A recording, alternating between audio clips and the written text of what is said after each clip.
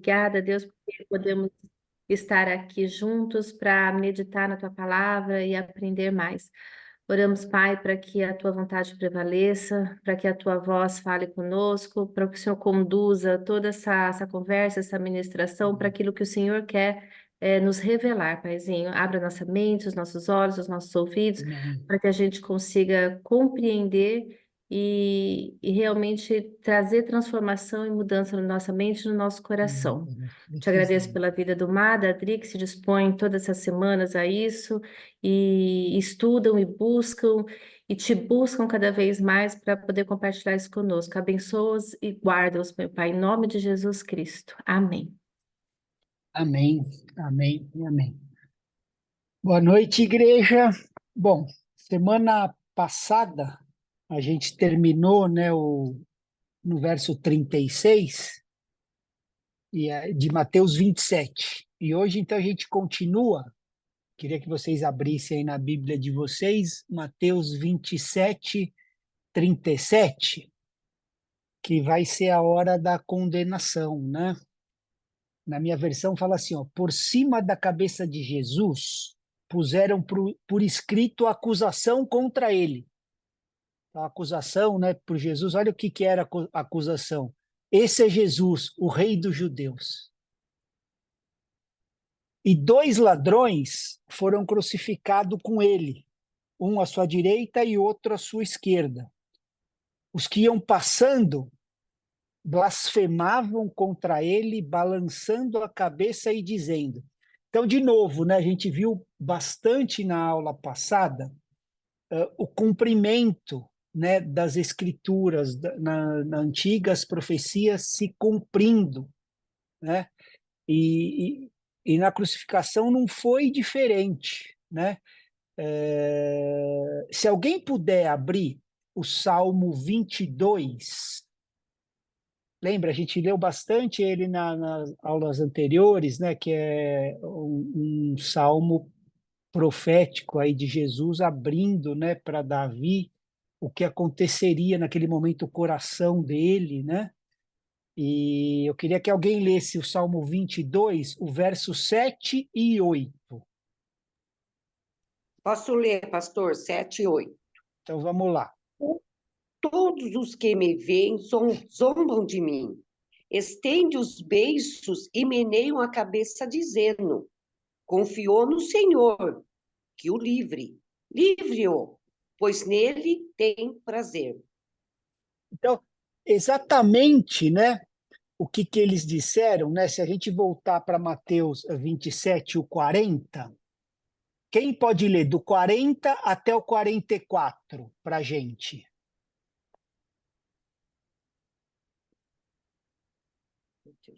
Mateus 27, do 40 até o 44. Eu Posso ler, leio. pastor? Ó tu que Amém. destróis o santuário e em 3 dias o reedificas.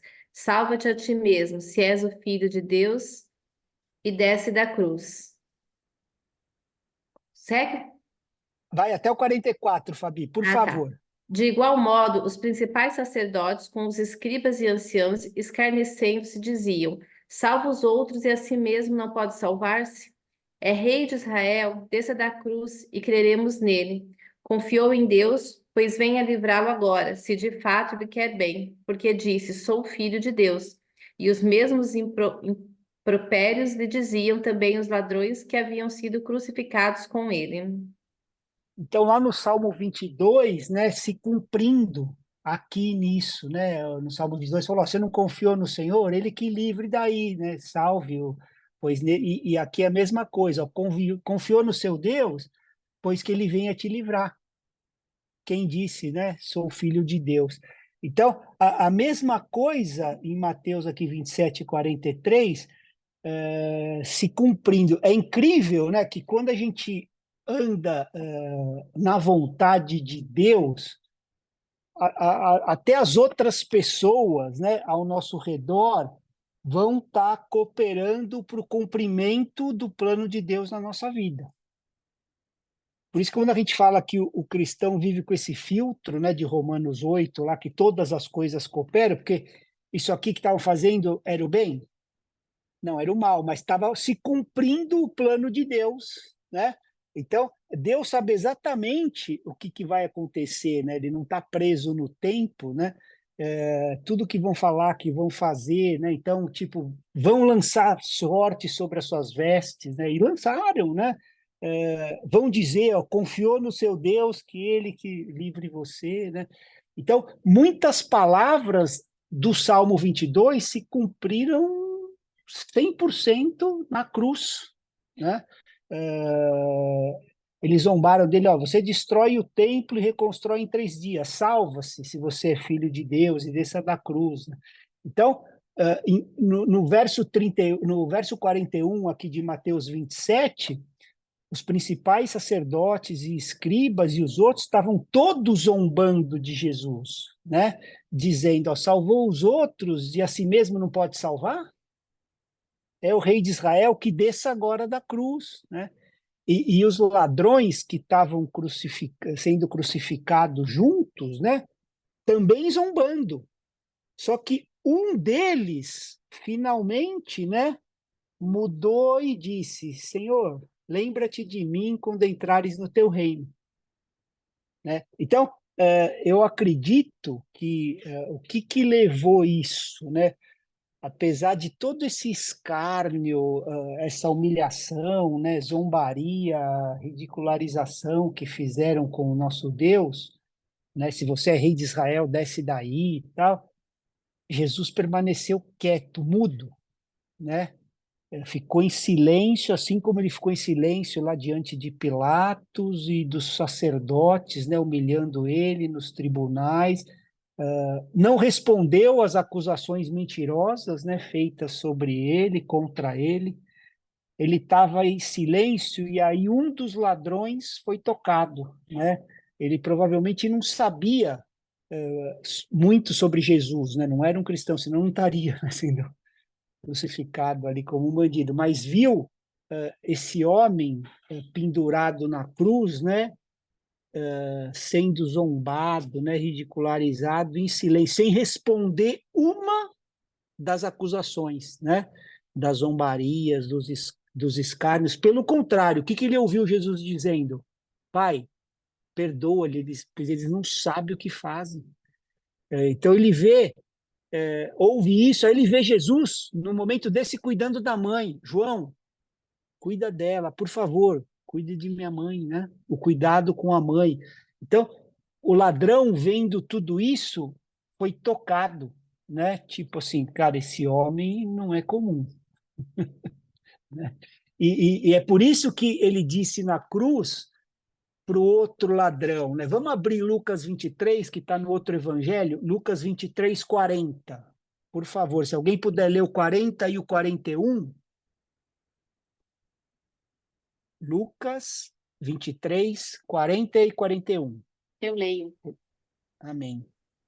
Porém, o outro malfeitor o repreendeu, dizendo: Você nem ao menos teme a Deus, estando sob igual sentença? A nossa punição é justa, porque estamos recebendo o castigo que os nossos atos merecem, mas este não fez mal nenhum. Então, assim, né? Ele foi tocado e você nem ao menos teme a Deus, né? A nossa punição é justa, mas esse aí não fez mal nenhum. Como ele sabia disso? Jesus estava quieto, ele não respondeu às acusações, né? Falando que não era culpado de nada e tal. A única coisa que ele ouviu é: Pai, perdoa-lhes, pois não sabem o que fazem, né? Então, o Espírito Santo deu revelação a esse ladrão, né, de que Jesus era o Filho de Deus, né? Por isso que ele falou: você não teme a Deus, né? É assim que os verdadeiros filhos, né, de Deus se comportam quando são acusados, né, ou ridicularizados. Quando eu falo essas coisas aqui, igreja, a Fabi pontuou, acho que foi 2 aulas atrás, é importante isso.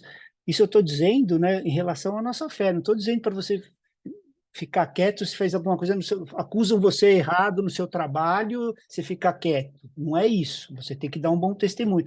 Aqui é no sentido da sua fé, né? Fazendo calúnias, né? Sobre isso. A única coisa que ele ouviu Jesus dizer é: Pai, perdoa-lhes, né? Ele não responde, ele não tem nenhum tipo de retaliação, né? E a gente está num módulo que é assim, né? Tudo que Jesus ensinou. Então, assim, nós estamos aprendendo esse tipo de comportamento, a gente está se comportando dessa maneira, né? Que Jesus, quando estava lá pendurado na cruz, até ali ele ensinou como a gente devia se comportar, né, em relação àqueles que zombam, né, e que ridicularizam, né, a fé e a verdade, né, do Evangelho. E aí no 42, amor, você quer continuar? Você leu o 40 e o 41? Lê o 42 e o 43, por favor. Leio. E acrescentou: Jesus, lembre-se de mim quando você vier ao seu reino, no seu reino. Jesus lhe respondeu: em verdade lhe digo que hoje você estará comigo no paraíso. Aleluia, né? Então, desde da hora sexta, né, nesse momento aqui, houve trevas por toda a terra até a hora nona. É legal a gente assim entender e meditar nessas coisas, igreja. A gente precisa entender a razão da nossa fé e o que foi feito, né, para que a gente pudesse estar aonde estamos, né, e ir para onde iremos, né? Então, assim, 3 horas de trevas, né, da sexta até a nona. Aí, perto da nona hora, Jesus clama: Deus meu, por que me desamparaste? Né? Então, eu já falei aqui, eu quero reiterar isso, né? Porque a maioria dos cristãos que eu falo não tem muito esse entendimento, né? Esse período de trevas foi quando Jesus sofreu as dores do inferno, entendeu? Em 3 horas, igreja, ele experimentou o castigo concentrado do inferno eterno, que os seres humanos sofreriam na eternidade. E ele experimentou isso por ele ser um ser infinito. Ele pôde experimentar em 3 horas o que os seres finitos experimentariam, né, na eternidade. Entendeu? Então, isso a gente precisa. Foi um negócio impressionante, assim. O nível de amor, né, foi terrivelmente assim. A gente nunca vai conseguir saber a profundidade desse sofrimento, porque assim sofrer por uma eternidade em 3 horas, né? A gente só vai entender a profundidade disso quando a gente vê Jesus face a face um dia, né? Quando a gente vê, a gente vai perceber o quanto ele nos ama, quanto ele ama você e o quanto ele me ama, né? Então, quando ele clamou: meu Deus, por que me desamparaste? Em toda a vida dele, ele nunca chamou Deus de Deus. Ele sempre chamou Deus de Pai. Essa é a única vez que ele chamou de Deus. Por que isso?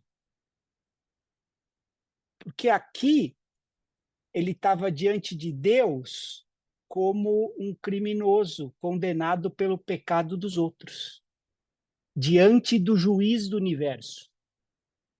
Então, ele havia decidido, né, foi voluntário, tomar sobre si o pecado da humanidade.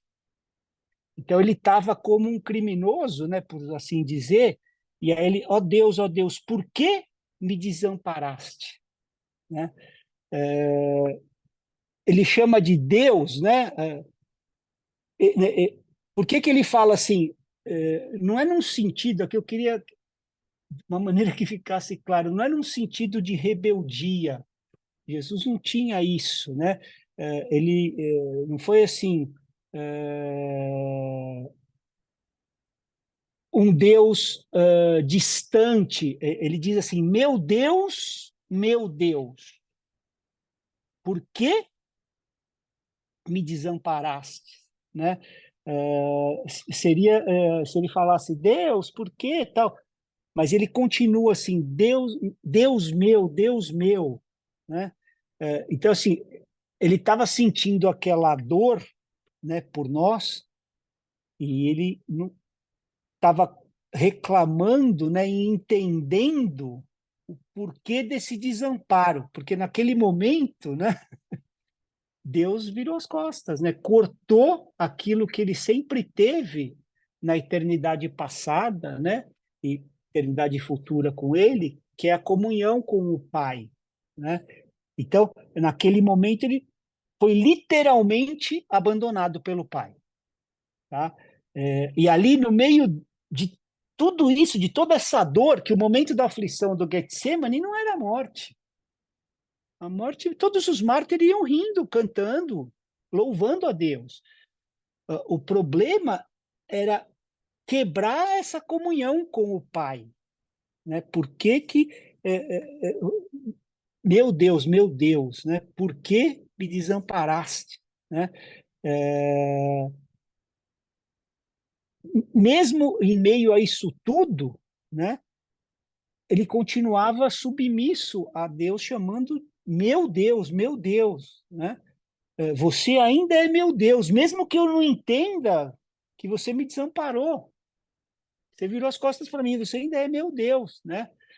Agora, a gente sabe por que ele foi abandonado. Foi por causa do nosso pecado. Não foi por outra razão. O nosso pecado fez o Pai abandonar Jesus, né? Então, por isso que quando eu insisto, né, no pecado, é para a gente entender a seriedade, sabe, igreja? Então, Jesus, nesse momento, ele estava experimentando o inferno, ok? E ali a gente aprende, né, com Jesus. Há momentos em nossa vida, né, igreja, que a gente não vai conseguir entender por que que Deus está lidando conosco de uma certa maneira, né? E aí, nesse momento, assim como Jesus, é tipo assim, você ainda é meu Deus, entendeu? Ele estava abandonado, mas não era, ó oh, Deus, oh, meu Deus, né? Você ainda é meu pai, você ainda é meu Deus, né? Então a gente aprende com isso, que mesmo quando a gente não está entendendo, né, alguma situação de como Deus está lidando, esse é o momento de dizer, né, nas nossas palavras, né? Não estou dizendo abrir a Bíblia e ficar repetindo, não é isso, mas é tipo assim, você ainda é meu Deus, você ainda é meu pai, né? A gente sabe que no final daquele tempo na cruz, o relacionamento com o pai foi totalmente restaurado, mas naquele momento foi quebrado, né? E aí eu queria que alguém lesse, estamos em Mateus 27, do 45 até o 50, por favor. Eu leio. Amém. 45. Desde a hora sexta até a hora nona, houve trevas sobre a terra. Por volta da hora nona, clamou Jesus em alta voz, dizendo: Eli, Eli, lama sabachthani, o que quer dizer, Deus meu, por que me desamparaste? E alguns dos que ali estavam, ouvindo isso, diziam: Ele chama por Elias. E logo um deles correu a buscar uma esponja, e tendo-a embebido de vinagre e colocado na ponta de um caniço, deu-lhe a beber. Os outros, porém, diziam: Deixa, vejamos se Elias vem salvá-lo. E Jesus, clamando outra vez com grande voz, entregou o Espírito.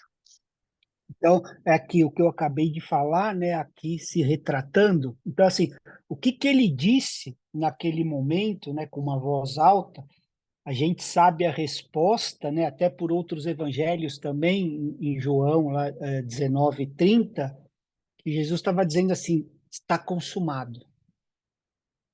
Está consumado, né? A obra da salvação e da redenção estava pronta, estava feita, concluída, né? Era isso que ele estava dizendo, né? Em Lucas 23:46, eu queria que alguém lesse para a gente. Lucas 23:46. Eu leio. Então Jesus clamou em voz alta: Pai, nas tuas mãos entrego o meu espírito. Vocês perceberam aqui? Deus meu, por que me desamparaste? E aqui, o que ele clama em voz alta? Pai. Então, Jesus disse novamente Pai, e não Deus. O relacionamento havia sido restaurado depois daquelas 3 horas. Entendeu? É muito lindo ver, assim, tudo o que aconteceu na cruz, né? Eu tenho certeza que não vamos chegar à exaustão do que aconteceu, né? De tanto amor.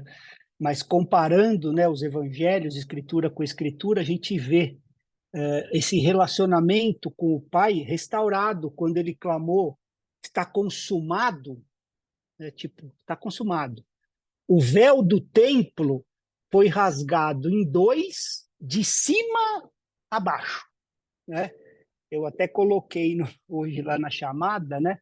Quem pode ler Mateus 27:51 para a gente? Vou ler. Eis que o véu do santuário se rasgou em duas partes, de alto a baixo. A terra tremeu e as rochas se partiram.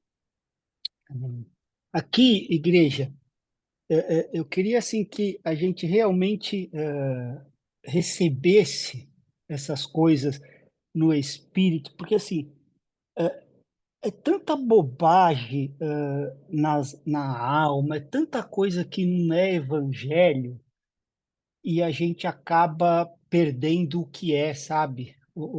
A riqueza da palavra, sabe? Então, assim, o véu, quando fala assim, rasgou-se, né, em duas partes, de alto a baixo, o véu, igreja, era o que bloqueava a presença de Deus das pessoas no Antigo Testamento. Todo mundo, né? A gente fez um módulo aí fizemos já 2 vezes do tabernáculo, né? Porque tem muita riqueza ali.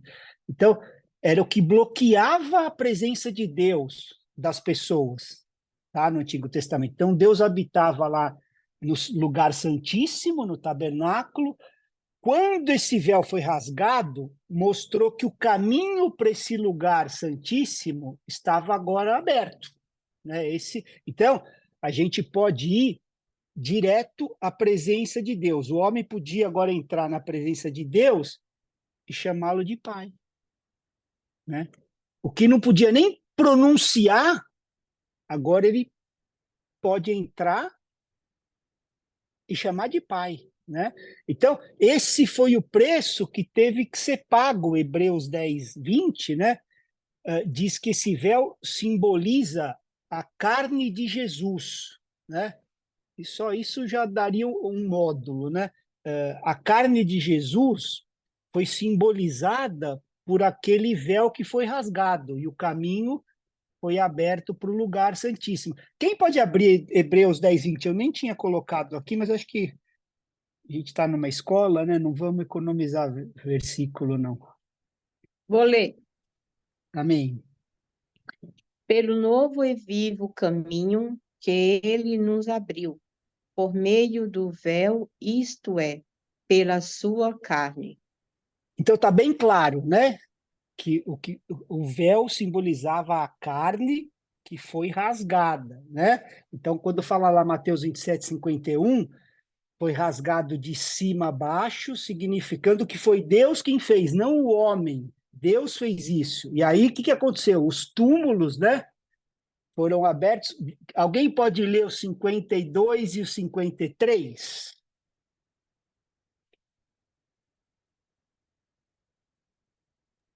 Posso ler, Eu leio. pastor? Então vamos lá. E abriram seus sepulcros, e muitos corpos de santos que dormiam foram ressuscitados. E saíram dos sepulcros depois da ressurreição dele, entraram na cidade santa e apareceram a muitos. Então, assim, eles saíram dos túmulos, né? Os túmulos foram abertos, só que aqueles santos não puderam sair até que Cristo fosse ressuscitado. Porque você viu, ó, saindo dos túmulos, né? A Teresa leu, depois da ressurreição.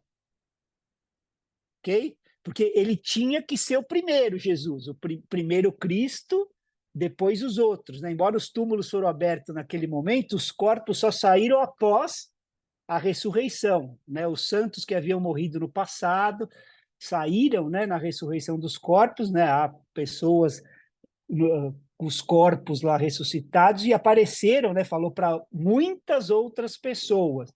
E aí, no 54, diz assim, ó, o centurião e os que e com ele guardavam Jesus, vendo o terremoto e tudo o que se passava, ficaram possuídos de grande temor e disseram, verdadeiramente, esse era o Filho de Deus, né? Então, o centurião... Oi, A Ana quer fazer uma oi, pergunta. desculpa, perdão, eu não reparei que eu estou no telefone. Pode Não, eu não falar, quis Aninha. interromper, não.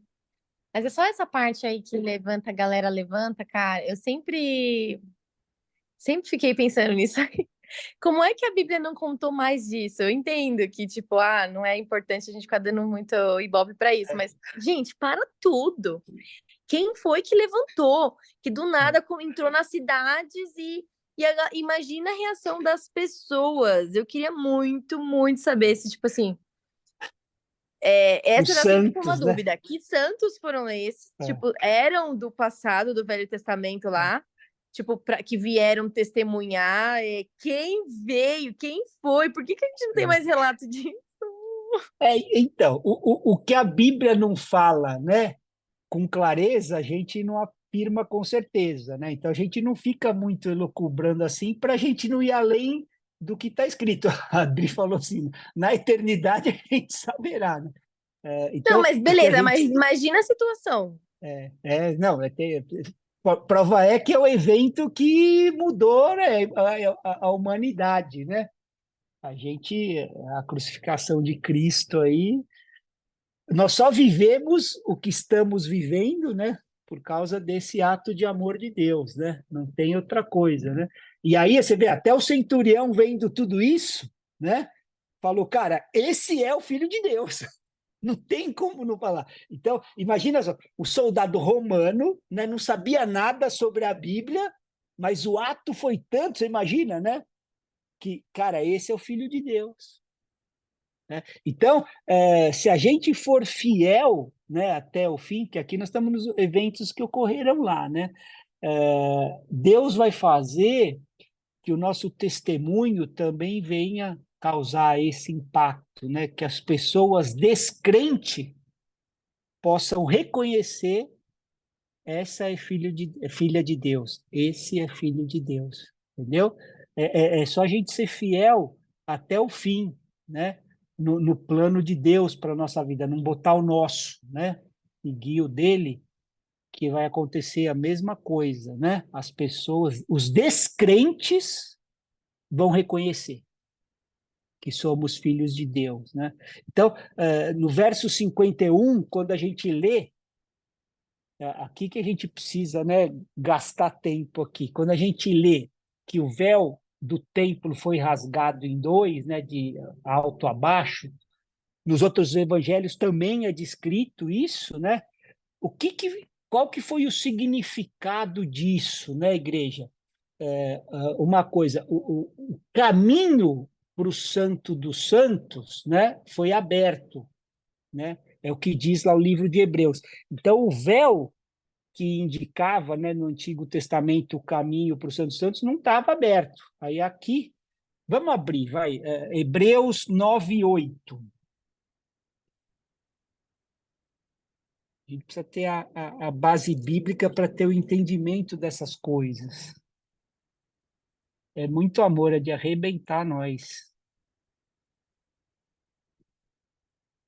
Hebreus 9:8. Alguém pode ler? Vou ler. Eu vou- Amém. Com isto, o Espírito Santo quer dar a entender que o caminho do santuário ainda não se manifestou, enquanto o primeiro tabernáculo continua erguido.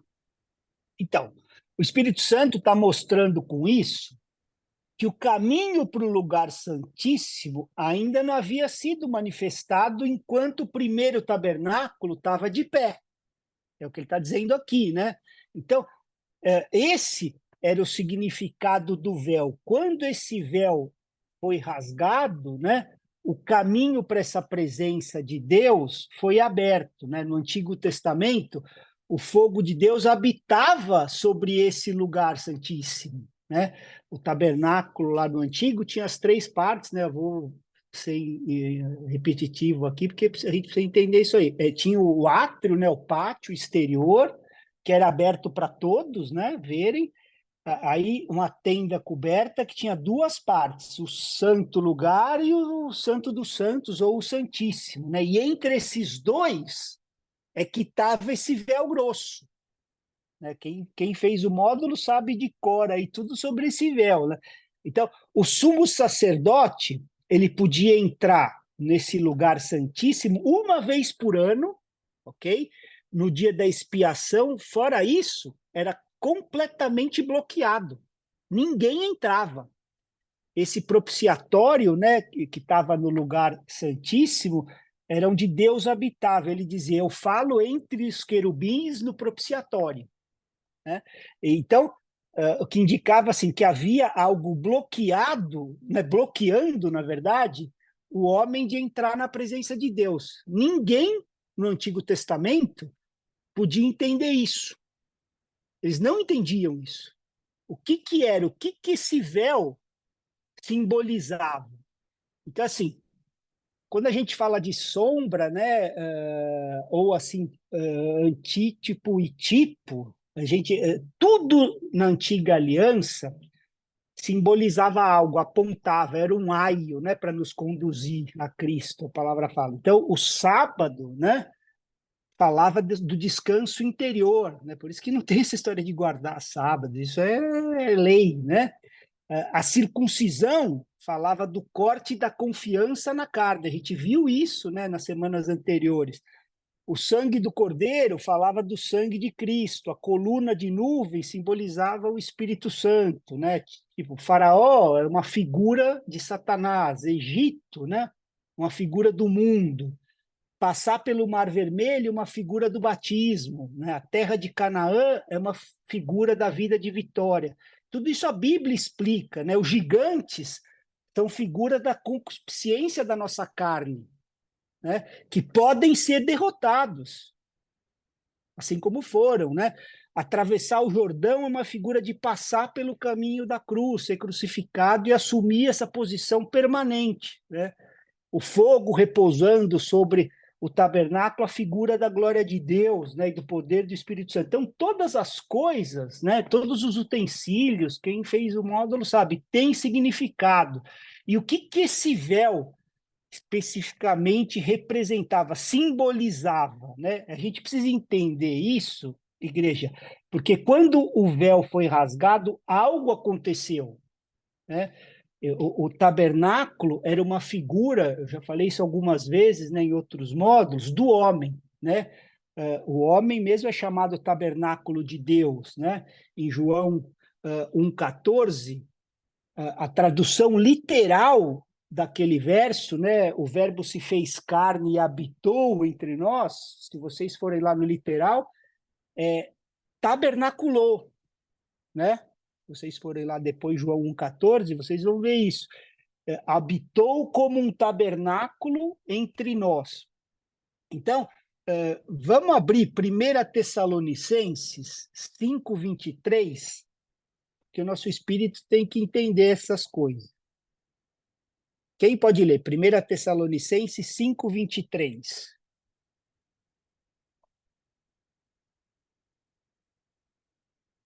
Eu leio. O mesmo Deus da paz os santifique em tudo, e que o espírito, a alma e o corpo de vocês sejam conservados íntegros e irrepreensíveis na vinda do nosso Senhor Jesus Cristo. Então, o texto diz para a gente que o homem também tem 3 partes, né? Assim como o tabernáculo. Eu já dei esses exemplos, né? Quando fala corpo, alma e espírito, o corpo seria o pátio. Todo mundo vê, tá lá, tal, né? Não tem como esconder. A alma seria o santo lugar. Só quem se relaciona conosco vê. Ninguém sabe como é a reação da sua alma se não se relacionar com você. E o santo do santo, ou o santíssimo, é o espírito, né? Então, o corpo é visível, né, como o átrio exterior, a alma e o espírito estão cobertos, né? E o lugar santo e o lugar santíssimo. Então, entre a alma e o espírito, tem um véu grosso, ok? Que impede o Espírito Santo de vir e habitar no espírito do homem. Entre a alma e o espírito, né? No Antigo Testamento, o Espírito Santo não podia habitar no coração ou no espírito de ninguém, ok? Isso eu acho que todo mundo já é claro para todo mundo, né? Então, há muitas implicações desse véu, né? O homem não podia entrar na presença de Deus porque tinha algo que bloqueava lá. E Deus não podia entrar no espírito do homem porque algo bloqueava. Algo bloqueava Deus. Então, mas isso foi removido quando Cristo morreu e disse: está consumado. É muito importante para a gente, igreja, entender isso, porque há algo no véu sendo rasgado que Jesus quer nos ensinar e que os discípulos não podiam entender naquela época. Jesus mesmo disse lá em João 16, eu tenho ainda muito para dizer para vocês, mas vocês não podem suportar. João 16, 12. Então, eles não podiam entender porque eles não tinham o Espírito Santo ainda, igreja. Quando o Espírito Santo veio, de repente os olhos foram abertos e aí eles puderam ler. Entendeu? Está escrito lá em 2 Coríntios 3 que há um véu sobre as Escrituras enquanto você está sob a lei. Até hoje o pessoal da lei lê e não entende. 2 Coríntios 3,14 fala, eles leem com véu, que só vai ser tirado quando conhecerem Jesus. Então, você não pode ver ou entender muitas coisas nas Escrituras até que se volte para o Senhor, porque o Espírito Santo é que revela, ele é que tira o véu. Se você se voltar para o Espírito, você vai ter 24/7 o professor, né?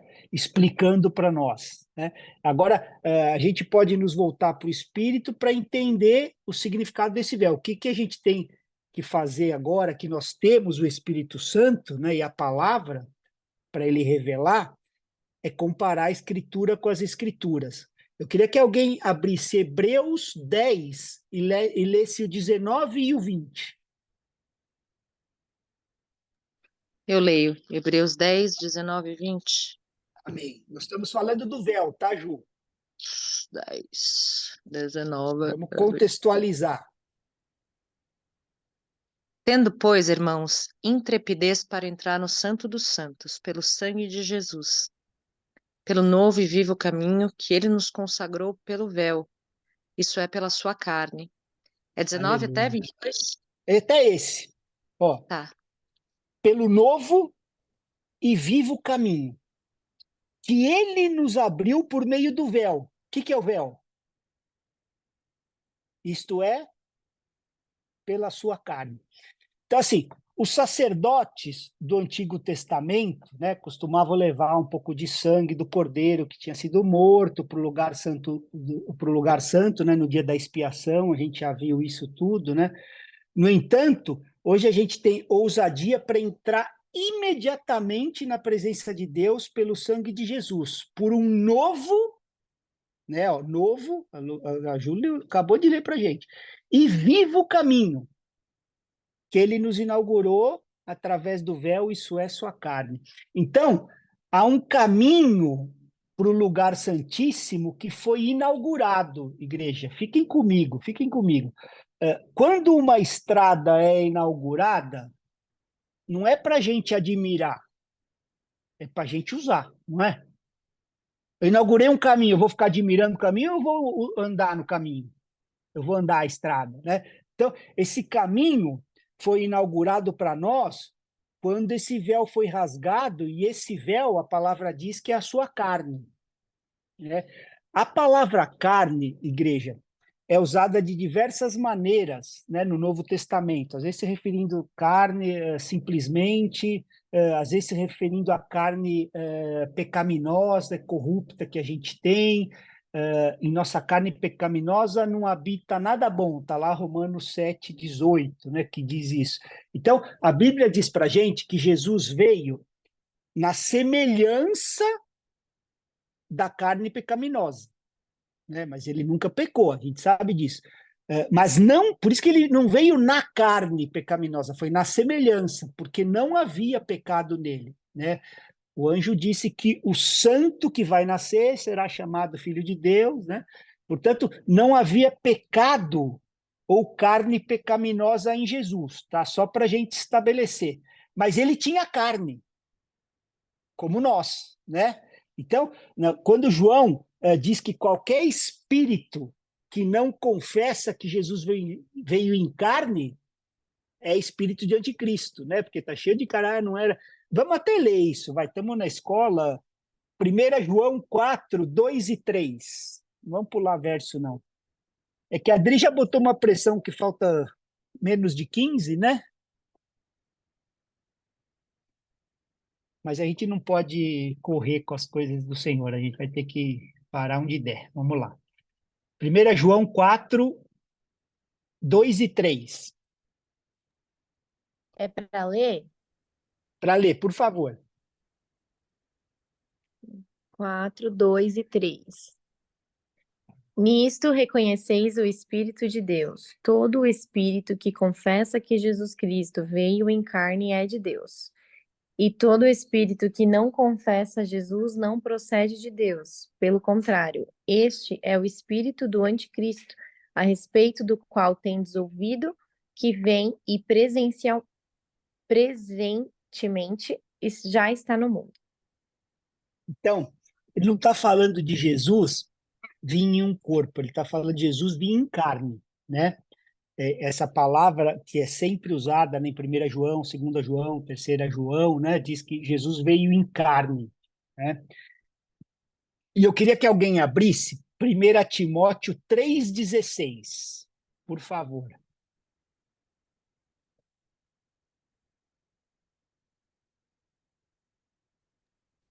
Evidentemente, grande é o mistério da piedade. Aquele que foi manifestado na carne foi justificado em espírito, contemplado por anjos, pregado entre os gentios, crido no mundo, recebido na glória.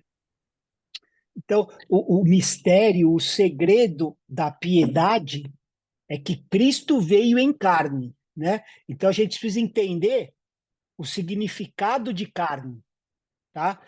Gálatas 5 dá um pouco para a gente do entendimento, né? Fala dessa luta espírito contra a carne, né? Que é um conflito entre eles, né? O texto sempre fala desse conflito, eles estão em oposição um com o outro para que a gente não faça, né? A vontade do outro. Então, assim, um está em oposição com o outro para que você não faça as coisas que você deseja, não é? Vamos abrir o texto, Gálatas 5,17?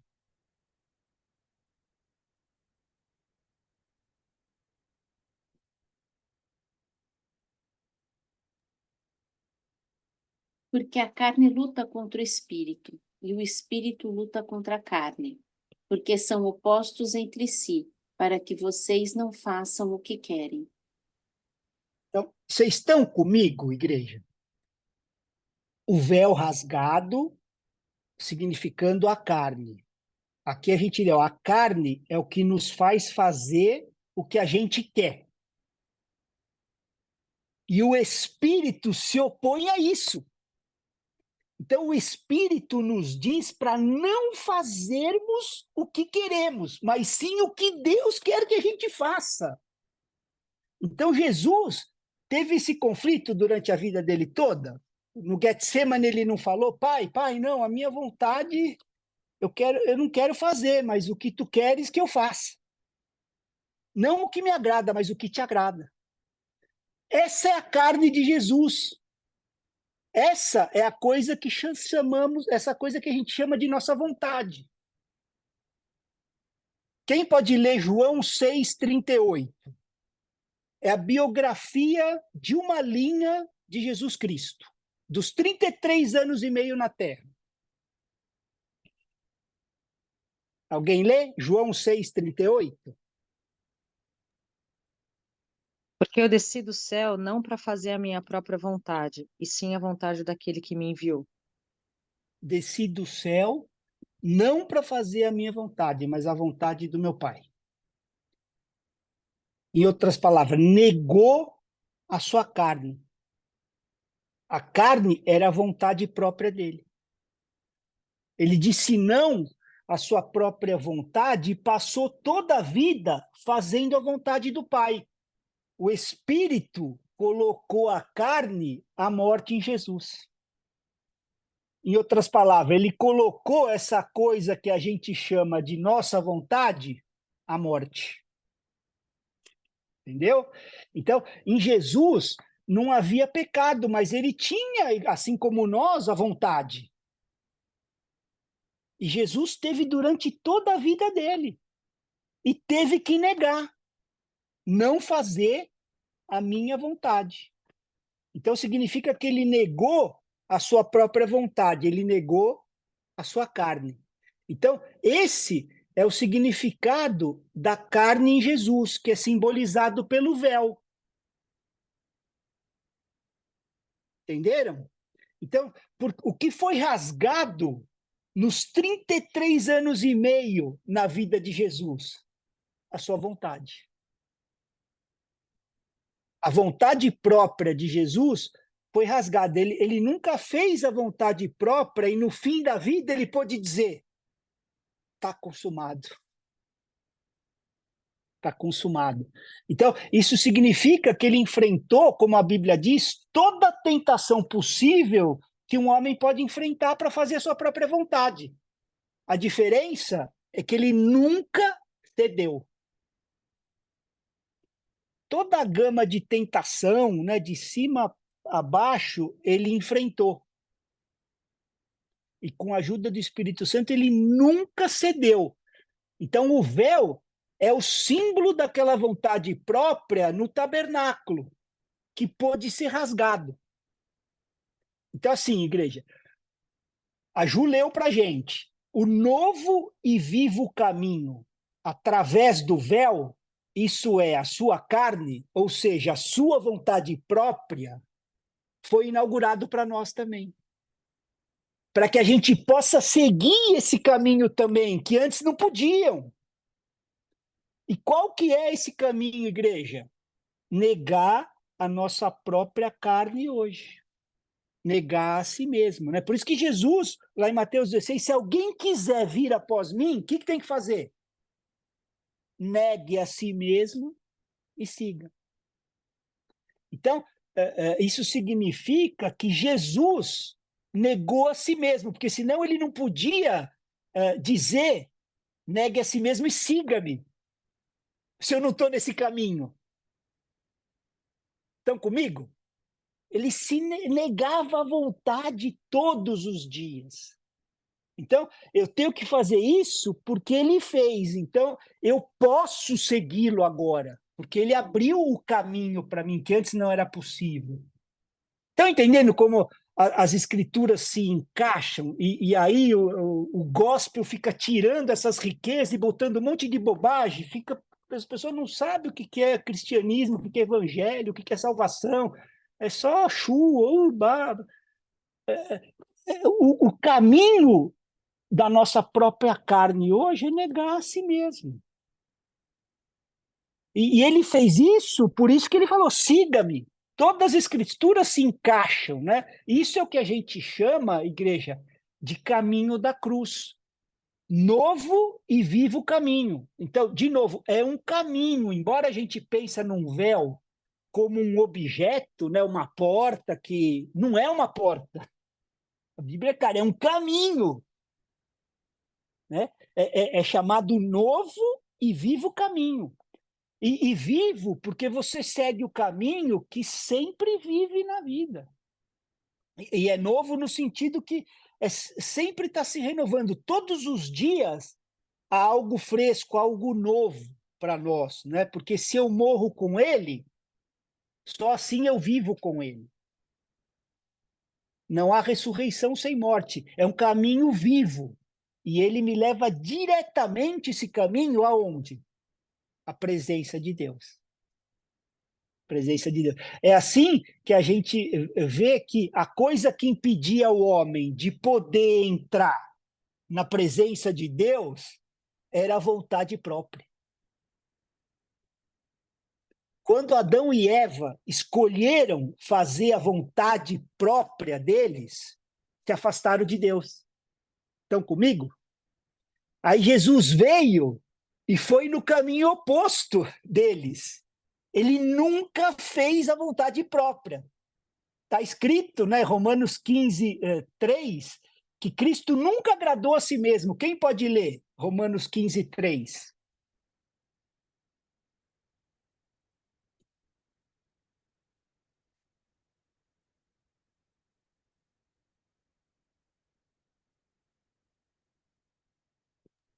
Alguém vai? Porque também Cristo não se agradou a si mesmo. Antes, como está escrito, as injúrias dos que te ultrajavam caíram sobre mim.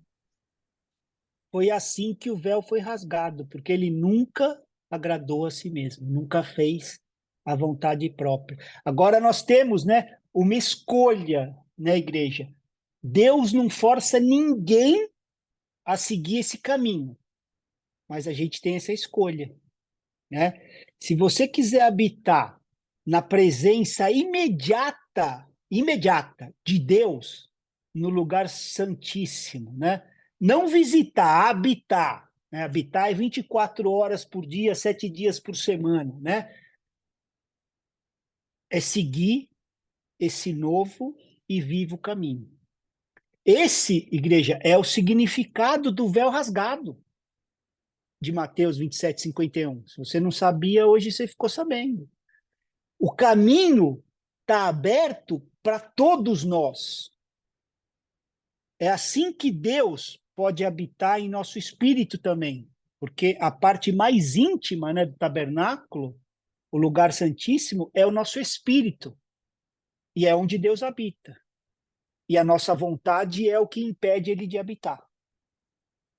Quando a gente diz que Deus habitava, né, no tabernáculo, era nesse lugar santíssimo, não era no pátio, né? Então, quando a gente diz que esse corpo é um templo do Espírito Santo, a gente está dizendo que o Espírito Santo habita nesse lugar santíssimo, que é o nosso espírito. Só que entre a alma e o espírito tem essa coisa que é esse véu grosso, que a gente chama minha vontade. E se a gente permitir que Deus derrube a nossa vontade, ele nos torna pessoas espirituais que podem habitar na sua presença 24/7. Né? Então, apenas entender, para a gente finalizar, né, igreja? Apenas entender a verdade na mente não nos torna espiritual, ok? Ficar animado nas emoções não nos torna espiritual. É quando a gente submete a nossa vontade à palavra que a gente se torna espiritual. Então, como Jesus disse, né, um homem pode entender o que ele diz, mas se não fizer o que ele diz, a casa dele está construída onde? Na areia. Quando ele faz, né, o que significa que ele nega a vontade e faz o que Deus diz, a casa está na rocha. A rocha é a obediência a Cristo, que é negar a nossa vontade. Esse é o caminho que Deus quer que cada um dos seus filhos sigam.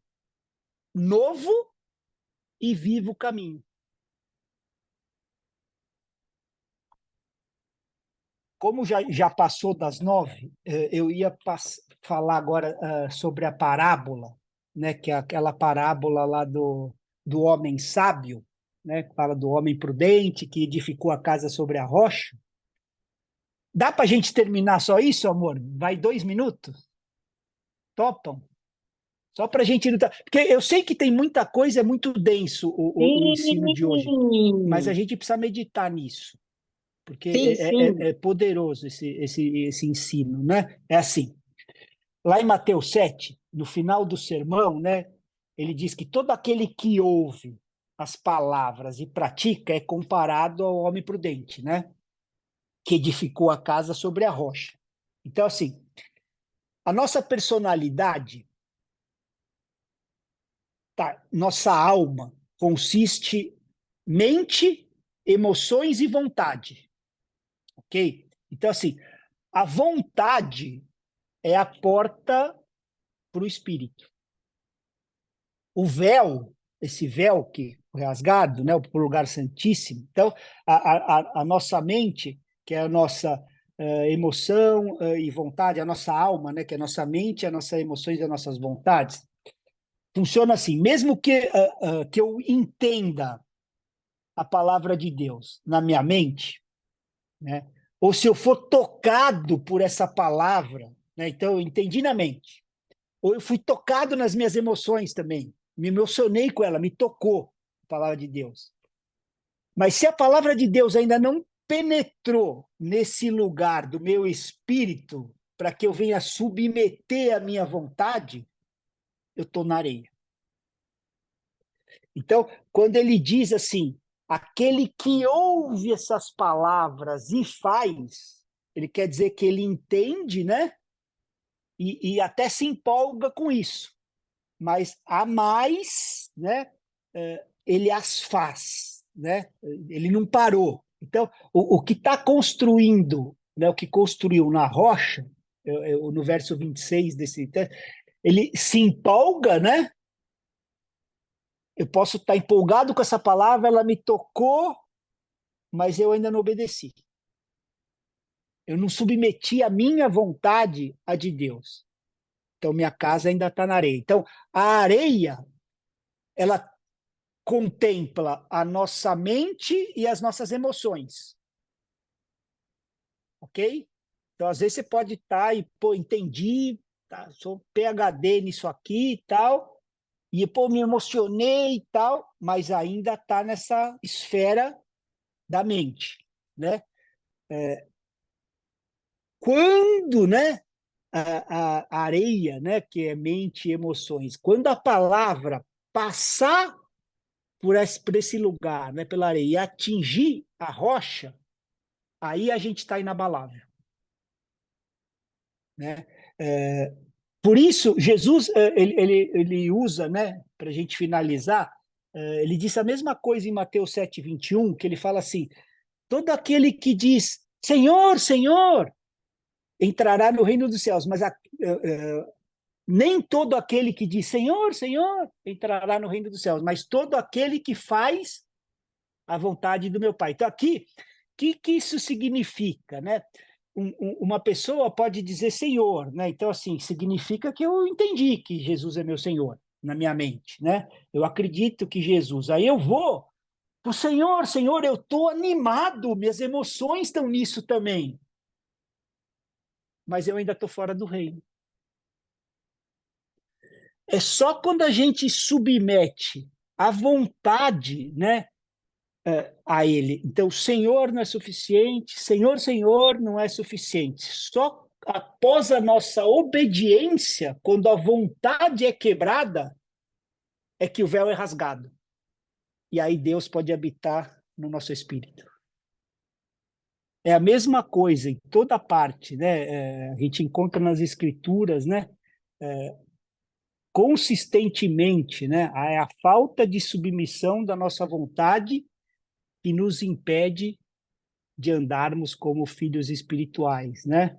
E para os dois lados, isso vai, né? Então, assim, grupo de pessoa que está separado, né? As igrejas denominacionais, né? Que o pessoal fala que está morta, tal, porque tanto estudo, né? Bíblico, estudo, né?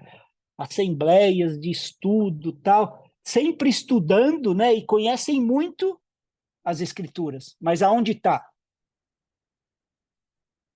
Na mente.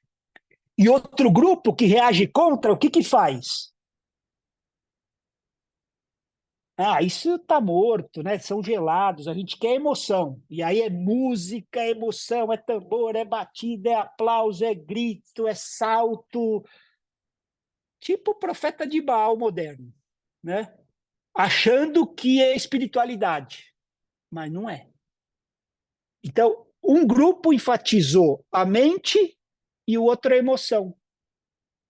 Agora, onde é que está a igreja, né, que diz, além da emoção e da mente, você tem que negar a si mesmo, tomar a cruz e morrer. Aí você está construído sobre a rocha.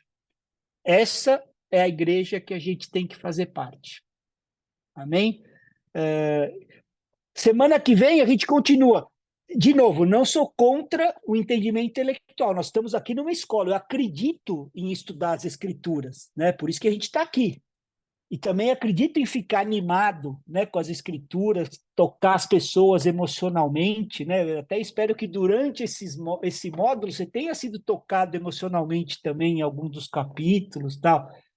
Mas, em última análise, igreja, o meu objetivo aqui é fazer com que a gente negue a nossa vontade para fazer a vontade de Deus.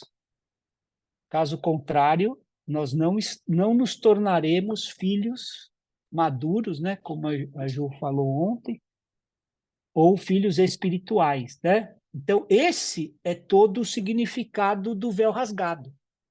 É onde Deus quer nos levar, onde Ele é Senhor. Entendeu?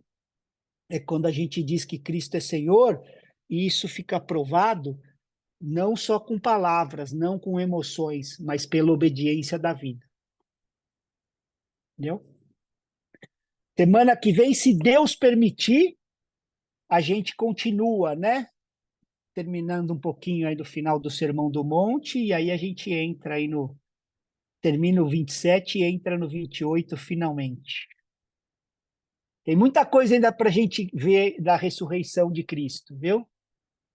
Fiquem comigo, não percam as próximas aulas aí, as últimas. Amém.